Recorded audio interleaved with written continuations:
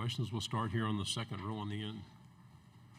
Amped Up Sports, Leo Haggerty, Amped Up Sports, Draft Nation here in Tampa. Obviously, team goals are at the top of your list, but what individual goals are you trying to attain to help that team get better? I mean, one of my main individual goals is just to become better as a leader as the season goes on. And as we go into camp, I just want to become a better leader so I can help accomplish those team goals. The back on the end.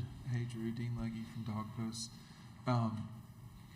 Most people's dads don't coach them in college, and I know he doesn't directly coach you, but what's it like for you to play for your father and to play for someone who you've known, I guess, since you were a little boy? I don't know if there's a time that you didn't know Kirby.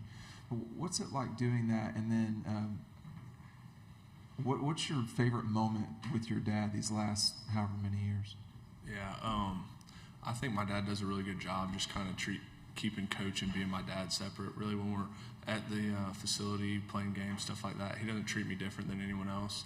But at the same time, when we're off the field, when we're on vacation, stuff like that, he doesn't bring football into that, so he does a really good job. But it's really cool for me to be able to play and for my dad, who I've wanted to play for my whole life, and be at Georgia where I've wanted to be my whole life. Back here on the second row. You're standing in the tunnel at Sanford Stadium. You're seeing the hedges out there. You're seeing all those people screaming, "Go Dogs." You still get goosebumps? Every time, just walking through the dog walk before every game and seeing all those fans, seeing them just playing the fight song while you're walking in the stadium, and then you're standing in the tunnel. Every time I get goosebumps. Go back again on the fifth row. I do want to ask about when you were growing up in Colorado during that time. How did you watch Georgia games, or how did you stay connected? Was it stranger without Mike being at Georgia at the time? Because I guess y'all just left and been there for 4 years. How long were y'all there? I was in Colorado for 5 years, but Georgia was until I was there for my whole childhood until I went into middle school. But it was different because he wasn't there. But at the same time, I was still a Georgia fan. It wasn't like Colorado State and Georgia were going to play each other. So every single Georgia game, I would tune in and watch, unless it was like during a game. But I'd still be on the sideline at Colorado State games, checking the scores on my phone, and was still a Georgia fan. Right side, third row. Hey, Abby Miller for the Reflector from Mississippi State. What's it like playing your senior season for the team that you were born in their hometown? Yeah, I mean, it's really cool for me to be able to do that. Playing for Georgia is something I've wanted to do my whole life, and going to school at Georgia too, and graduating in this past year and still playing at Georgia and staying all 5 years has been really cool to me. Fifth row on the aisle. Hey, it's Kylie. With your injury last season, I know you must be excited to play for this season. What game are you mostly looking forward to? I mean, I'm just taking it one game at a time. I'm really excited for the first game, just getting out there, being in pads again, and being able to play football again. Fourth row. Drew, just kind of talk about the relationship with Gunner, and why is it important for a second year of you two together and that center-quarterback relationship? Yeah, I mean, the center-quarterback relationship is really important because we do all the communicating, and I have to communicate down the offensive line. He has to communicate to receivers, stuff like that, the running back, and just being on the same page. And really, our whole time here, we've kind of been together, going through the program and playing together. So it's helped create a really good connection and being on the same page while we make calls and do stuff like that. Fifth row, right side. Drew, another Gunner question for you. Coach Smart was just saying we can barely get him to talk half the time, but he leads from the front. How have you seen him grow and develop as a leader of this football team? Who are you talking about, Gunner? Okay.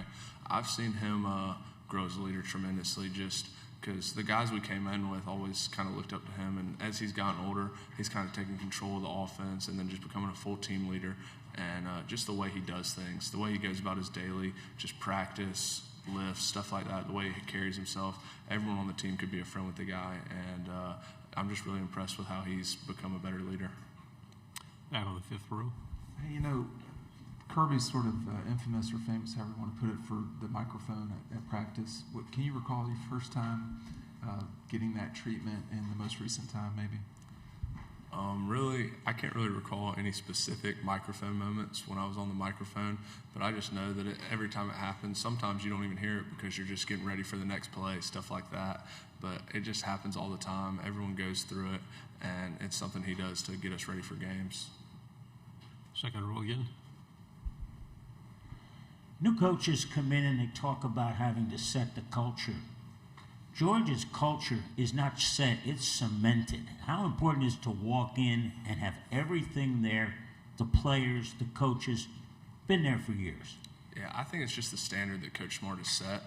He set a very good standard for everybody, and it's held up by the leaders. I mean, as I've come through, I saw many great leaders like Cedric Van Pran and Nolan Smith, stuff like that, and how they carried themselves and held the standard, and that's how I want to carry myself and hold the standard. Coaches can be targets of criticism on a broadcast or in print. How tough is that on a family?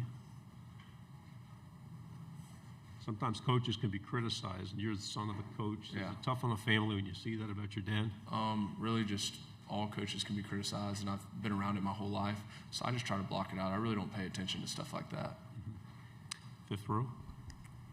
You know, speaking of parents, this is maybe a little odd, but do you consider your mother tougher than your dad, or how does that? She's had to raise how many kids? 5 of us total, but sometimes just my grandpa used to call her the general because my dad would always be coaching football or doing stuff like that, and she's just running 5 kids around, just trying to make sure we make it to practice, and I'm really appreciative of what she's done for me and the way she still does it for all of us.